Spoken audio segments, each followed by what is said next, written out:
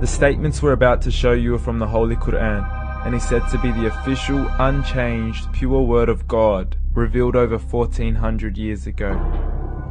Claiming to be the word of God is a heavy statement, and without proof, or if a single contradiction is found within the book, the apparent word of God will be proven false. So without further ado, let's put the book to the test. In the 23rd chapter, titled The Believers, from the 12th to the 14th verses, God is said to give a detailed description of how the human being is formed. It begins by saying, "We then placed him as a sperm drop in a place of settlement, firmly fixed. Then we made the drop into a alaqah." We will translate this word very soon. "And then we changed the alaqah into a lump. Then we made out of that lump into bones. And then we clothed the bones with flesh. Then we caused him to grow and come into being and attain the definitive human form." In the 21st century, we can now safely say that this verse is clearly describing the process of human development in correct chronological order. However, what we should be paying attention to in particular is the second stage, referring to the development of the embryo. The specific word used to describe the embryo in this verse is the word alaqah. The word alaqah, when translated into English, can mean three separate things. Firstly, a blood clot, or to be suspended, that is to be hanging or clinging to something, or thirdly and finally, a leech.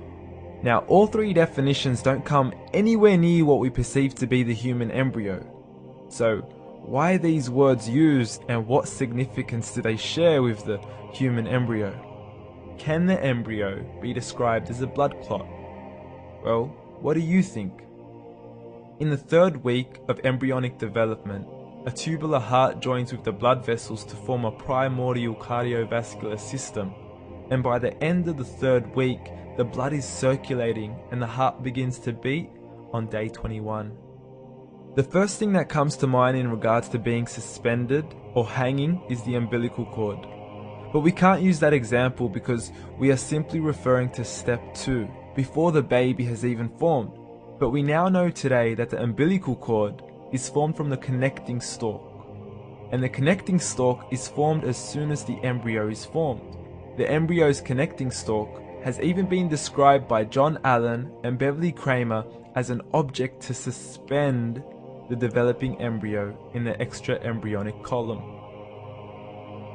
So an embryo is suspended and does have a strong resemblance with the blood clot.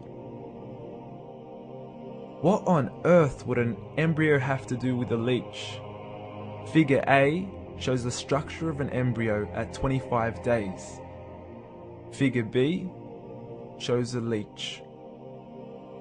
Now please note once again that the embryo in this stage is no greater than the size of a kernel of wheat. This is an X-ray of the embryo at 22 days. This is the internal structure of a leech. It's mind-blowing stuff, but you still haven't seen anything yet.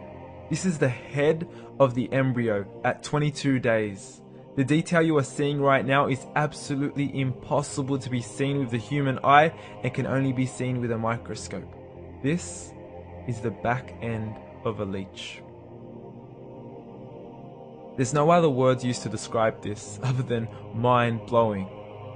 The pictures we have shown you are impossible to be seen with the human eye or even to be predicted by the human mind.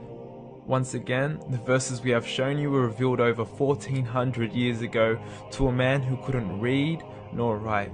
Are these the words of God? Descriptions of the human embryo in the Qur'an cannot be based on scientific knowledge in the 7th century. The only reasonable conclusion is that these descriptions were revealed to Muhammad from God, from God, from God, from God, from God.